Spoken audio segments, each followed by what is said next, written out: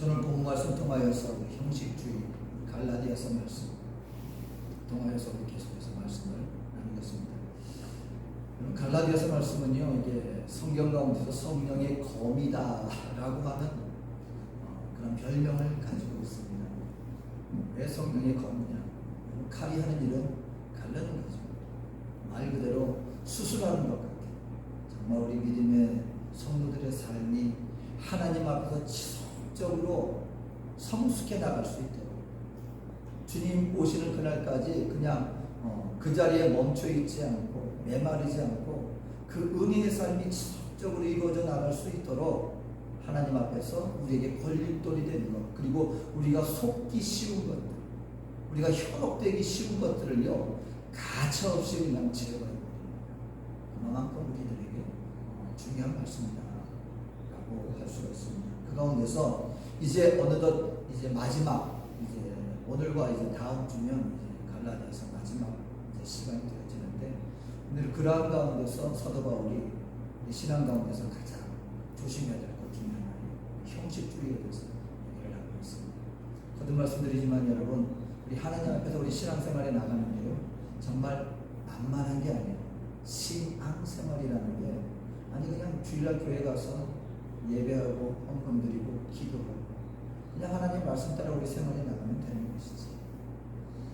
근데 이것이 우리가 평생 우리 신앙생활에 나가다 보면요, 어느 순간인가 이게 갭이 생기는 것을 우리가 종종 경험하곤 합니다. 뭐냐면 이게 하루 이틀 하고 그냥 이렇게 어쩌다가 감흥을 받고 뭐 그러는 것이 아니라 평생 동안을 이렇게 반복해서 이거 나가다 보니까 어느 순간인가 모르게 우리들이 나 자신도 모르게 나의 신앙과 그리고 생활이 분리되어지는 것 같아요. 그리고 나의 행함과 그 나의 마음이, 몸은 이렇게 계속해서 나아가는 것 같은데 어느 순간인가 보니까 내 마음이 엉뚱한 데가 있는 거예요. 그러니까 몸과 마음이, 나의 행동과 나의 속사람이 어느 순간인가 이렇게 분리되어질 수 있다는 것입니다. 그게 가능합니까? 가능합니다. 오늘 성경은 사도 바울은 이스라엘의 그 어떤 역사를 통하여서 증거되어진 그 모습들과, 그리고 사도 바울이 복음을 증거하고 이제 교회가 세워지고 불과 얼마 되지 않았는데 불구하고 나타나지는 그 어떤 모습들을 보면서 복음으로 말미암아 하나님의 성령에 감동하며 받는 사도 바울이 그것을 철저하게 경계하고 있는 모습입니다. 그 가운데서 우리 신앙생활에 나가는 우리 믿음의 백성들이 가장 걸림돌이 될 수 있는 것, 그리고 가장 속기 쉬운 이 형식주의에 대해서 경고하고 있다는 것입니다. 그리고 하나님이 왜 이스라엘 백성들을 택하셨습니까? 인생들이 가만히 내버려 두니까 그냥 저절로 하나님을 찾아올 줄 알았는데 그게 아니더라는 거예요. 자꾸 하나님을 떠나 자기 뜻대로 하나님을 멀리하는 삶을 살다 보니까 안 되겠다 해서 하나님이 작정하고 이제 내가 실질적으로 이 인류의 역사 속에 개입하여서 나의 백성과 나의 민족을 통하여 내 안에 거하는 삶을 통하여 이 구원의 이 삶이 온 세상 만방에 펼쳐지도록 해야 되겠다 하여서 선택한 게 이스라엘 백성이에요. 특별히 선택된 민족입니다. 아브라함을 통하여 그 많은 시간을 통하여 결국 이스라엘이라고 하는 나라가 형성이 되었고, 이스라엘을 통하여 하나님은 하나님의 말씀, 하나님의 뜻을 전하여 주셨습니다. 나의 뜻은 이런 것이니까. 왜냐하면 이전에는 사람들이 스스로 하나님의 뜻이 뭔지 알지 못하고 그냥 자기 소견에 오른 대로 그냥 이런가 보다 저런가 보다 살다 보니까 육신의 소욕이 결국 죄로 향하여 나가더라는 것입니다. 그러니까 하나님이 내가 좋아하는 건 이거야 라고 하나님의 백성들이 가르쳐 준 거예요. 얼마나 명확합니까? 그러니까 인생들은 하나님의 뜻이 뭐야 라고 굳이 찾을 필요 없이 하나님의 말씀을 따라 아버지의 마음을 깨달아 그 하나님의 기쁨 되어지는 삶을 살아가기만 하면 되는 거예요. 그래서 이스라엘 백성들이 형성이 되었고 하나님이 이스라엘 나라를 인도하여 주셨습니다. 그런데 어떤 결과가 초래되었습니까? 그 이스라엘 백성들이 시간이 지나다 보니까 겉으로는 하나님의 말씀을 따르는 것 같은데 그 속으로는 전혀 다른 삶을 살아가고 있다는 것입니다. 그래서 이사야서 29장 13절을 통하여 하나님이 자신의 백성들에게 이렇게 경고를 하였습니다. 이 백성이 입으로는 나를 가까이하며 입술로는 나를 공경하나 그들의 마음은 내게서 멀리 떠났나니 그들이 나를 경외함은 사람의 계명으로 가르침을 받았을 뿐이라. 아니, 가르친 게 뭡니까? 그들 스스로의 계명을 가르친 게 아니라 하나님의 율법을 가르쳤는데 하나님이 분명히 경고하시는 것입니다. 입술로는 나를 공경하지만 실제 너희 마음은 나에게서 멀리 떠나 있다 라고 말하면서 형식주의에 빠진 이스라엘 백성들의 그 모습을 하나님은 경고하며 나섰다라는 것입니다. 근데 여러분, 공교롭게도 예수님께서 이 땅 가운데 오셨을 때도요, 여러분, 이게 참 아이러니합니다. 예수님이 이 땅 가운데 오셨을 때 가장 많은 책망을 받은 사람들이 누굽니까? 바리새인들이에요. 바리새인들. 근데 여러분, 우리가 이스라엘 역사 속에서 이스라엘이 포로로 잡혀간 다음에 그리고 다시금 예수님께서 이 땅 가운데 오신 이 구약과 이 신약의 이 중간 가운데 이것을 중간기라고 하거든요. 근데 이 신학자들은 이 시기를 침묵의 시기라고 합니다.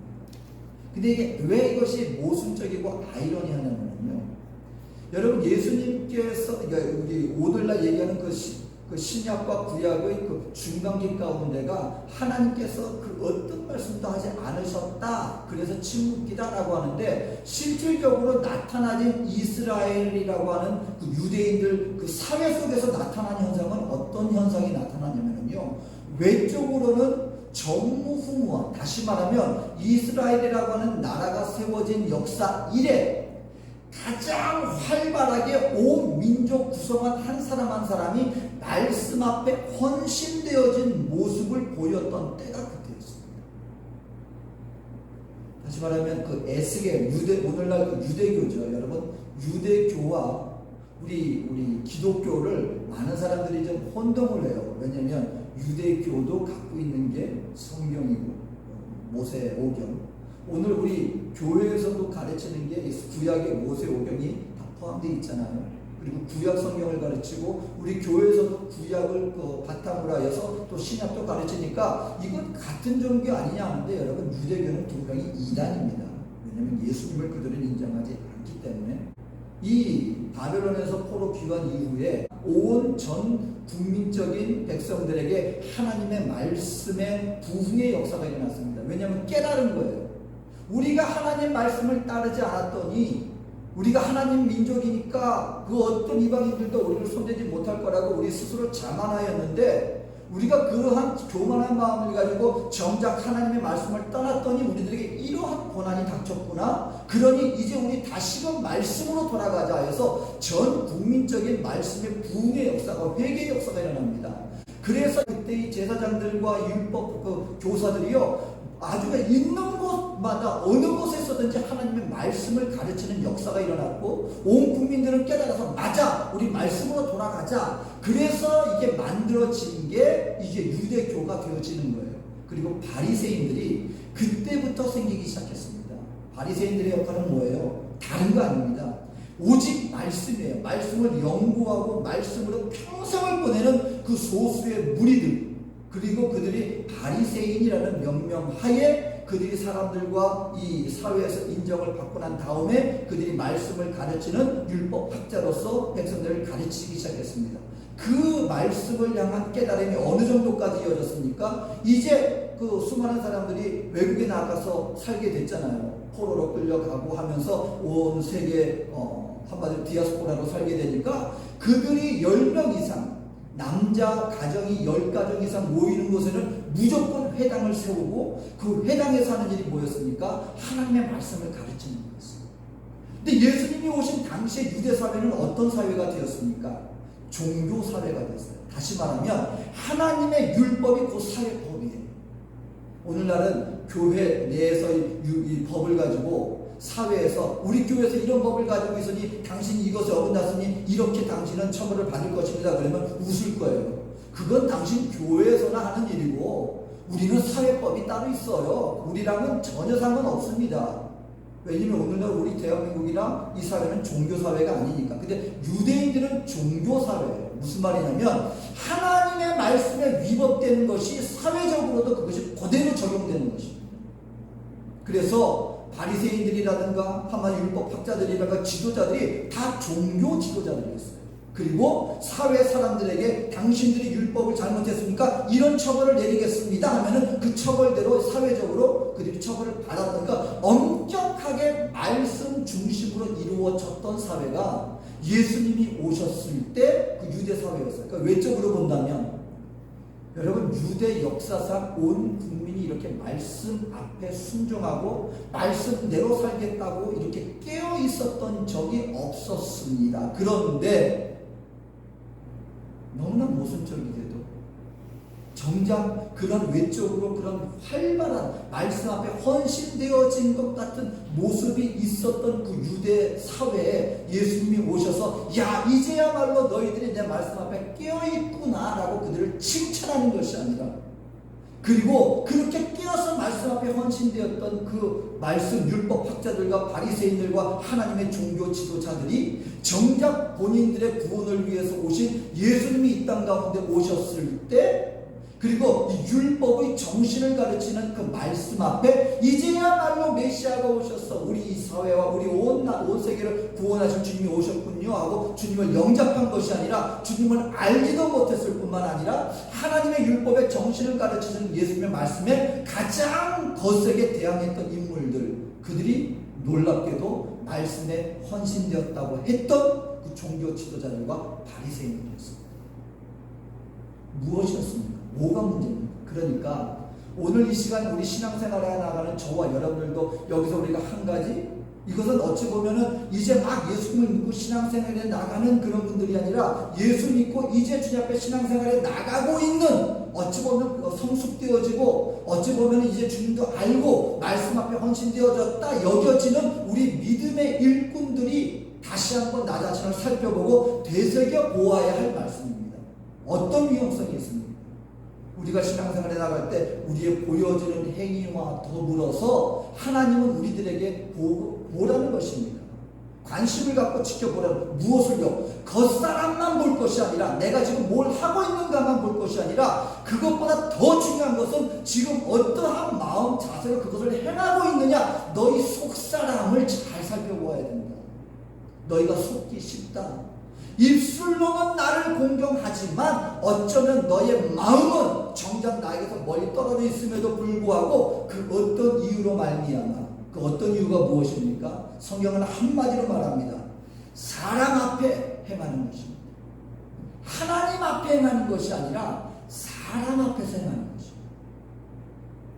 겉사람으로 행하는 것입니다.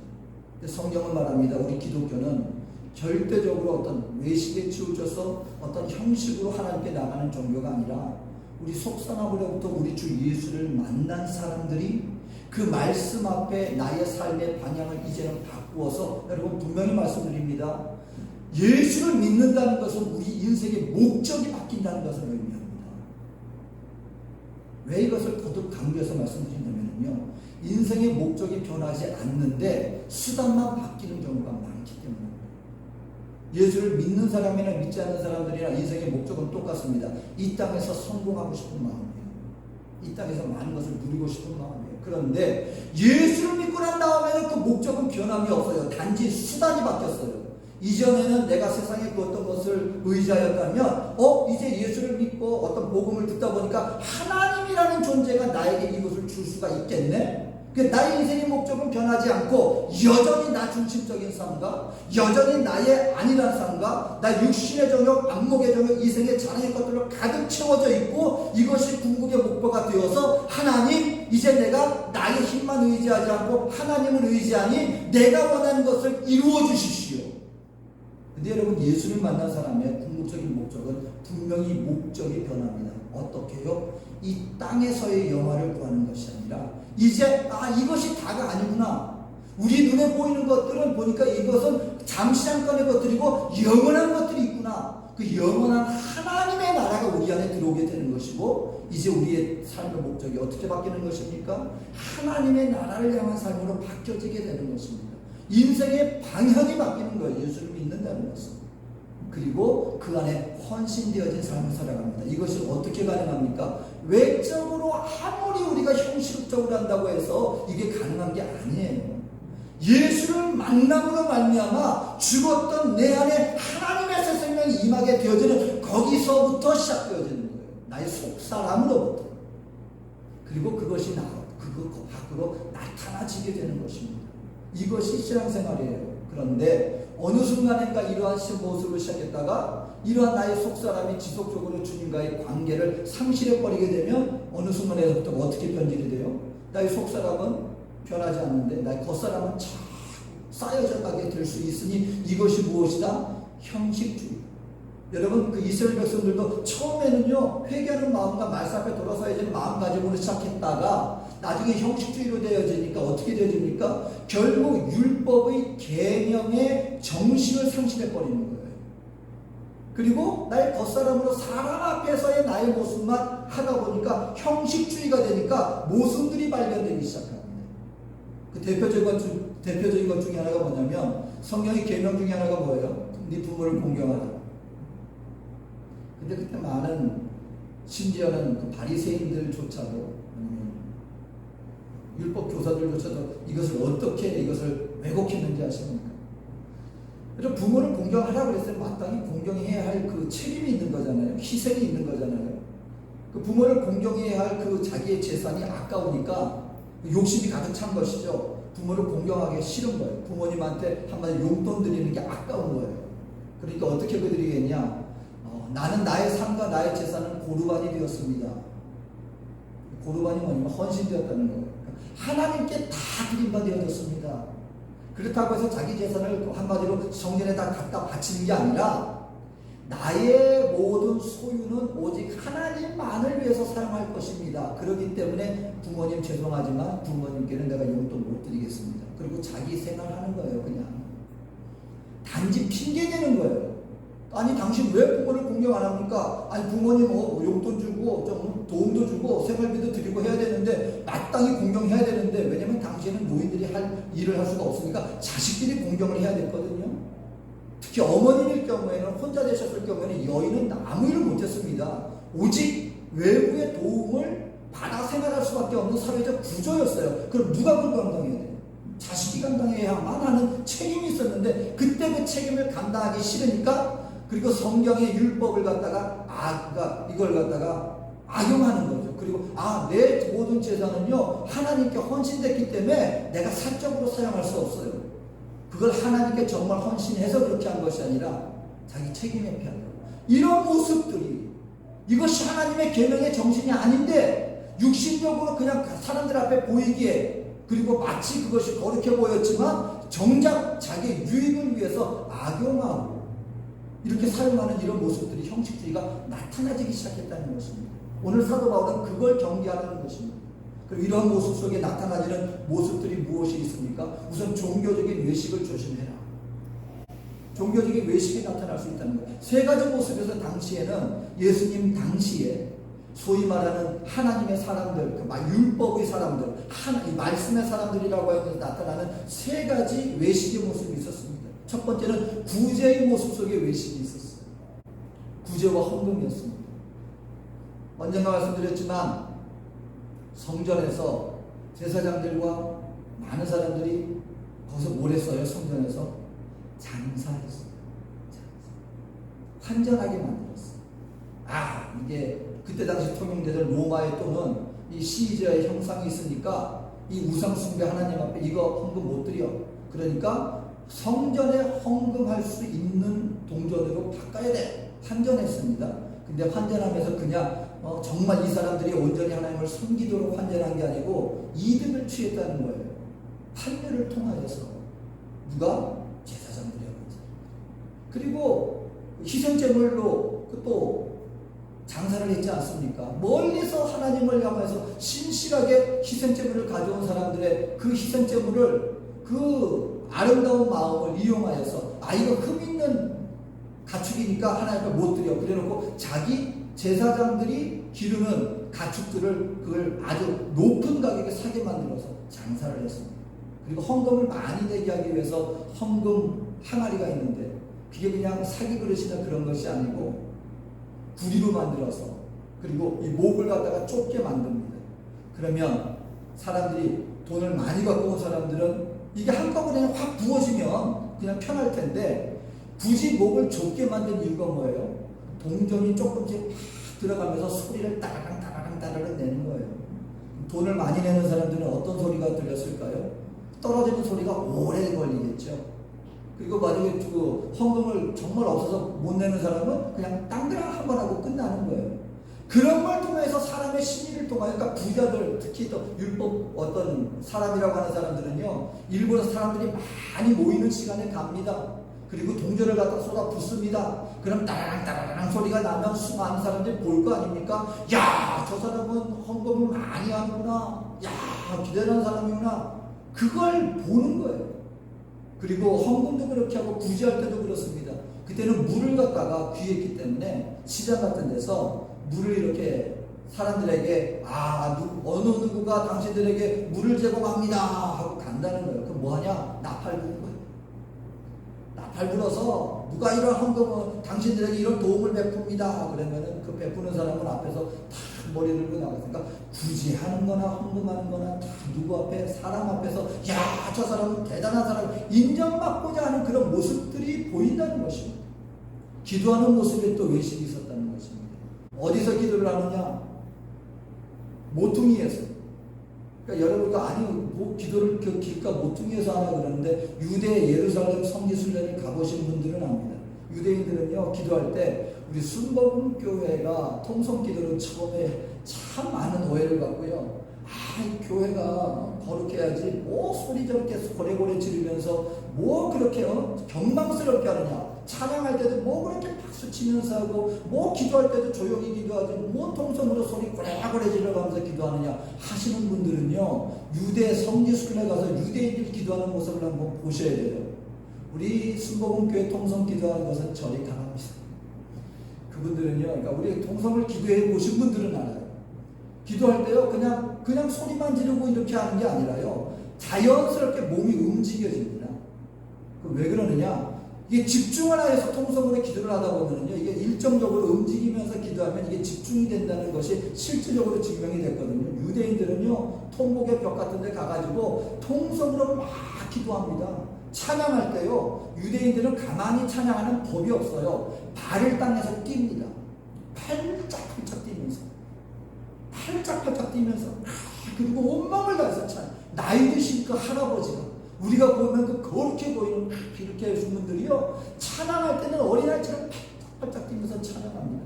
그러니까 유대인들은 통성으로 기도하는 것이, 이것이 하나님께 아주 드리는 보통 평상시의 기도 중에 하나예요. 그들은 특히 길거리에서도 기도를 많이 했습니다. 근데 이 한마디로 하나님 앞에서 기도한다는 것을 보이고 싶은 사람들은 어떻게 하느냐? 그냥 길가에서 기도하는 정도가 아니라 사방팔방이 보이는 곳에서 기도했다는 거예요. 보이게. 또 한 가지 외식의 모습이 뭐냐? 금식할 때 또 이들이 외식했다는 거예요. 그냥 금식하면은요, 온갖 죽을상을 다 쓰는 거예요. 그냥 옷도 그냥 화려하게 입고 굉장히 힘든 척 하면서, 그리고서 사람들 앞에 나와서 뭐라 그러는 거예요? 말을 안 해도 나 좀 알아줘. 나 지금 금식하고 있어. 근데 재밌는 건 뭐냐면, 유대인들의 금식은 여러분, 우리 대한민국, 그러니까 오늘날처럼 하는 24시간 금식이 아닙니다. 해 뜰 때부터 해 질 때까지예요. 그렇게 힘들게 막 그랬다가 해가만 지고 나면 어떻게 해요? 집에 가서 주구장창 먹어졌겠냐. 그러면서 또 그 다음날 아침이 되면 힘든 거죠. 그래서 예수님이 뭐라 그래요? 너희 기도할 때 골방에서 은밀하게 기도해라. 이게 그냥 통성으로 기도하는 거, 이게 잘못된 거야. 그게 아니라 사람들을 의식하고 기도하지 말고 하나님 앞에 기도하는 거야. 뭐든. 혹시 또 우리 아침에 기도하다 보면은 또 그럴 때도 있어요. 교회에서 통성으로 기도하고 하다 보면, 혼자 기도하다 보면 어떤 목사님도 솔직히 그러더라고요. 혼자 아침에 새벽 예배 막 기도하다가 이제 성도들이 다 간 것 같으면, 목회자가 먼저 일어날 수는 없으니까 마지막까지 기도하다가 막 졸리고도 그런데요. 그러면 종일 기도하다가 무슨 소리가 들리면 자기도 모르게 벌떡 깨서 내가 조는 모습 보이면 안 되지. 성도가 있는데 해서 누가 있는 것 같으면 자기도 모르게 소리가 막 튀어나온다는 거예요. 어쩔 수 없어요. 사람이기 때문에 사람 앞에 아무리 사람을 의식하지 않는다 할지라도 사람이기 때문에 의식이 될 수밖에 없지만 그렇다 할지라도 우리가 그거 사람에 보이기 위해서 행하지 말아라. 은밀한 골방의 은밀한 곳에서 구제도 오른손이 한 것을 왼손이 모르게 해라. 금식할 때도 오히려 머리에 기름을 바르고 단정하게 하여서 내가 지금 금식하고 있어 라는 걸 티내지 말아라. 외식하지 말아라. 오늘 저와 여러분들이요, 그렇다고 해서 여러분 형식이 어떤 분들은 또 이거 탈형식주의로 나가려는 분들이 있어요. 맞아, 마음만 중요한 거예요. 주일날 예배 뭐 꼭 그렇게 그냥 철저하게 아니야, 마음으로 드리는 거지. 절대로 그렇지 않습니다. 여러분. 결과적으로 말씀드리지만 성경이 얘기하는 것은 형식이 중요하지 않다가 아니라 형식 안에서 내가 마음가짐을 대해서 형식 이상의 것을 행하는 사람이 되어야 된다라는 의미지 형식이 중요하지 않다 이 말 절대 아닙니다. 다 무슨 말이냐면 그렇게 하나님을 마음으로 따르는 사람이 주일 예배 한 번 드리지 못한다? 그래놓고 내가 마음으로 하나님 평신되었다? 말도 안 되는 소리입니다. 하나님 앞에 주일 예배 그 기본적인 것도 드리지 못하면서 무슨 하나님 앞에 내가 온 삶을 드립니다 라는 말을 할 수가 있겠습니까? 절대로 탈형식주의가 아닙니다. 하나님 앞에서 우리가 드리는 모습 속에 나의 마음을 다하여서 그 이상으로 나아가는 것, 이것을 성경이 얘기하는 것이지. 여러분은 형식주의를 조심해야 된다는 말은 뭐냐면 내가 행하는 이 열심히 보여지는 모습이 정말 내가 하나님만을 위한 열심이냐. 그때는요 사람들이 뭐라 그래도 신경 안 써요. 사람을 위해서 하는 사람들은요 열심히 하다가 사람들 앞에 뭔가 혹시나 해가지고 무슨 소리 들을 때 있거든요. 자꾸만 둬요. 하나님을 위해서 하는 사람이라면 하다가 오해받을 수도 있어요. 사람이 뭐라 그럴 수도 있어요. 그때 결국 물러서지 않습니다. 사람 때문에 그만두고 사람 때문에 행하고 절대 흔들리지 않아요. 하나님 앞에서 나의 행하는 형식주의에 빠지지 않도록 해야 된다. 두 번째는요, 이 형식주의에 빠진 사람들은요 결국 진정한 헌신을 회피합니다. 진정한 헌신을 회피합니다. 오늘 성경에 보니까요 12절 말씀, 무릇 육체의 모양을 내려 하는 자들이 억지로 너희에게 할 일을 받게 하면 그들이 그리스도의 십자가로 말미암아 박해를 면하려 함이니라. 교회 안에 복음을 들고 교회가 세워졌는데 율법 교사들이 옵니다. 그러니까 그리스도인으로서 율법 교사들인 거예요. 그때 당시에는 막 혼합되어 있었습니까? 그런데 그들이 성도들에게 요구하는 거예요. 당신들 예수를 믿었지만 할례 받아야 됩니다. 근데 그 목적이 뭐였느냐? 사도 바울이 얘기하는 거예요. 그 할례를 받게 하면 십자가의 박해를 면하려 하는 것이다. 무슨 말이냐면 그 당시 예수를 믿는다는 것은요 핍박이었습니다. 유대인들에게 핍박받았어요. 아니 당신들은 무율법자들이다. 그러니까는 유대인 동족들한테만 핍박받고 희생받고 막 외면당하고 왕따당하고 그러니까 할례 받자. 그러니까 이게 정말 복음을 위해서 하나님을 위해서 하는 인생이 아니라 그냥 유대인들에게 박해받지 않기 위한 하나의 그 회피하는 모습, 그걸로 너희들에게 요구하고 있는 것이다. 그리고 누구에게 또 핍박을 받았어요? 로마 사람들에게도 핍박을 받았습니다. 우리가 아는 것처럼 네로 황제가 여러 가지 가설이 있어요. 로마 시에다가 불을 질렀습니다. 혹자는 얘기를 해요. 그 네로가 시를 짓다가 영감을 얻기 위해서 불을 질렀다는 사람도 있고, 또 혹자는 그 구역이 너무 지저분한데 도시를 새로 건설하고 싶은 거예요. 그러니까는 불 질러 놓고 그 사람들이 막 그 원성이 자자하니까 그 책임을 그리스도인들에게 돌렸다는 거예요. 왜 그리스도인들이 여러분, 아니 불났는데 그리스도인들이 왜 거기 연관이 됩니까? 교회에서 그때 성도들이 하는 얘기가 뭐예요? 우리 오늘날도 하는 얘기가 성령의 불을 받자, 성령의 불을 받자. 그러니까 그 말을 가지고 이 사람들은 불을 갖다가 숭배하는 그런 이단들이다. 그래서 불을 숭배하기 때문에 우리 로마시를 불질렀다. 이렇게 누명을 씌운 겁니다. 그래서 핍박을 받았어요. 그래서 내가 그리스도인이다 얘기 못하고 뭐라 그랬어요? 익투스라는 물고기 모양을 그렸습니다.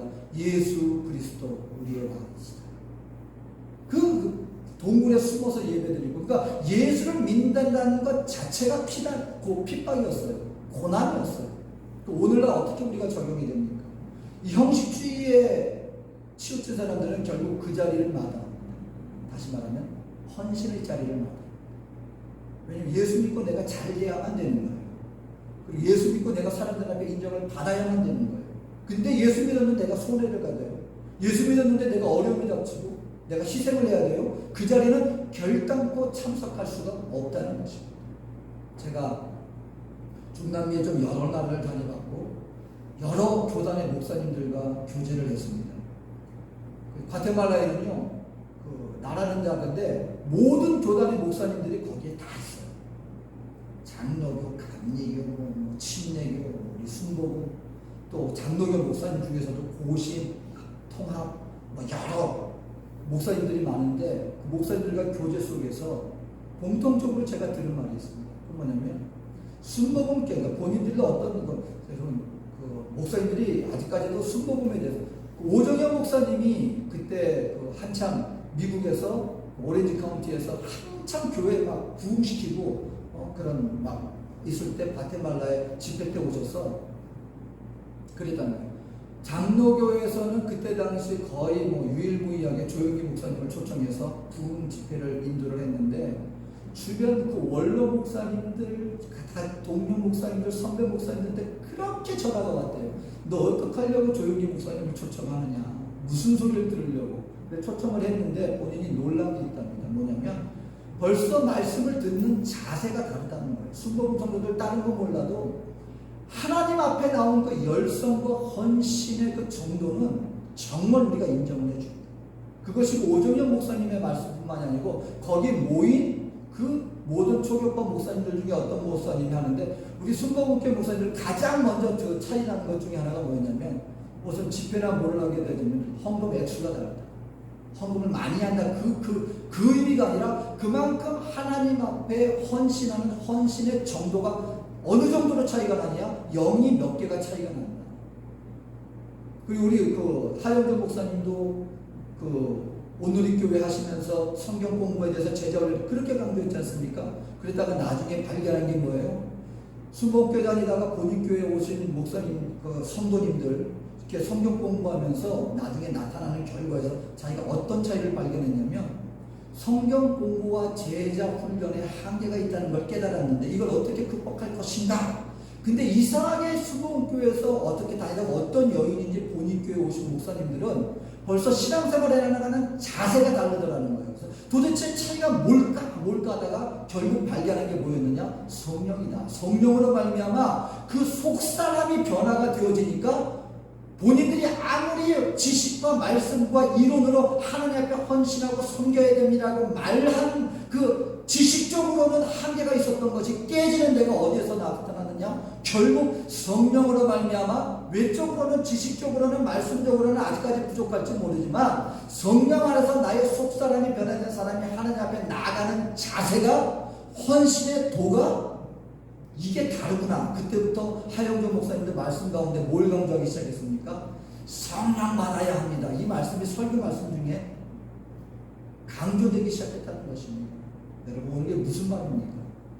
오늘 저와 여러분의 신앙생활 속에서 여러분 내가 아무리 헌신해야지 오늘 성경 말씀은요 내 마음이 따르지 않는데 억지로 사람 앞에서 또 교회에서 또 담임 목사가 설교하니까 해야지 억지로 끌려가라. 오늘 그렇다면 오늘 말씀 잘못 이해하신 거예요.